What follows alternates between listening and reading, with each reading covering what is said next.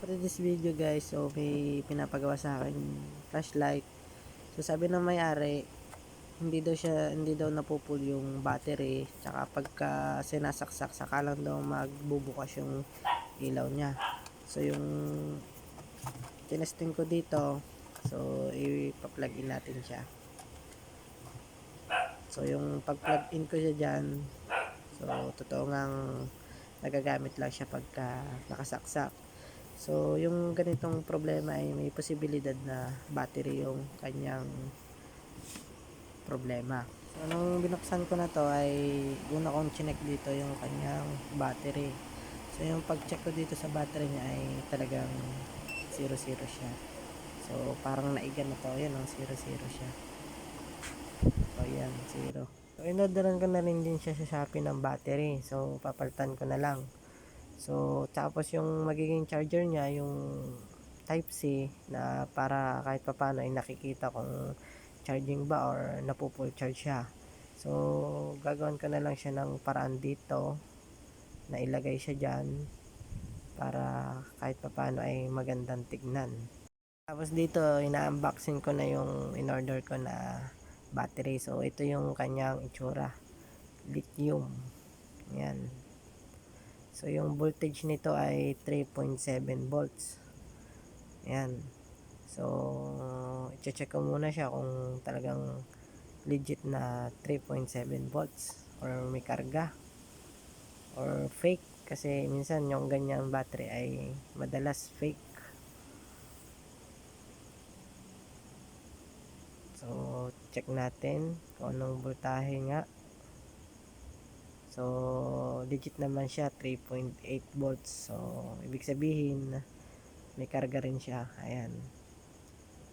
So, i-install ko lang daw at saka gagawin ko rin ng paraan yung sa charger niya. So, diyan.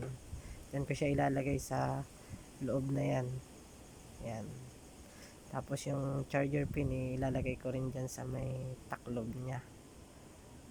Ayan.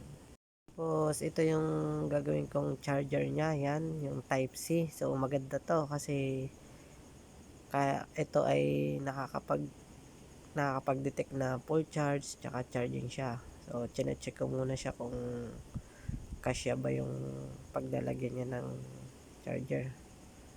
So, yan. So ayos naman yung ganyang kasyang-kasya naman yung butas na ginawa ko dyan. So, tapos nilagyan ko lang siya ng pandikit para maganda yung kanyang kapit. Hindi masyado matanggal.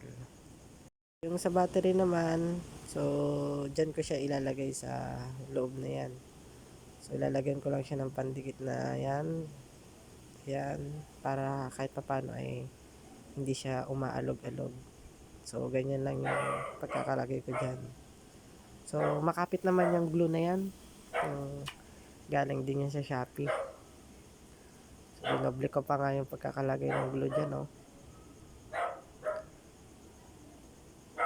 So, dito naman, yan, nilagyan ko siya ng glue dito sa may taklob niya para hindi pumasok yung tubig sa loob. So, yung pagkakatsura ng lagay ko dito ay ganito lang. So, ginawan ko lang siya ng paraan. Ayun, oh, para magandang tignan at simple lang. Tsaka yung charger pin niya ay maganda rin. Yung pagkakaano. So, dinobling glue ko pa nga yan, oh. Dito, chinecheck kung okay ba yung charger na papasukan niya. Hindi ba siya sikip. So, nung tinesting ko naman, okay naman siya. Yan. Para magandang tignan kahit papaano.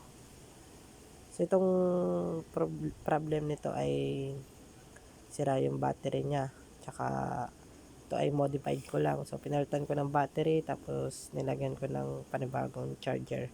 Kahit papaano ay nakakasabay siya sa mga magagandang battery ngayon. So, tatry na natin kung talaga bang gagana siya. Yun. So, yun, oh. Yun, gumagana na siya. So, di na siya nakasaksak. So, yung tetestingin natin dito yung kanyang charger kung nag-charge ba siya. Kapag red, charging siya. Kapag blue, full charge na.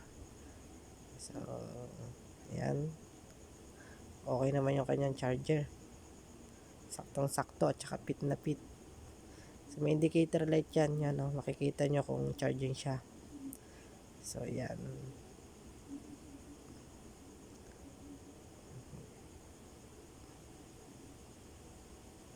So salamat sa pagsuporta nyo, sa panonood nyo. Yan. So ayan, okay na.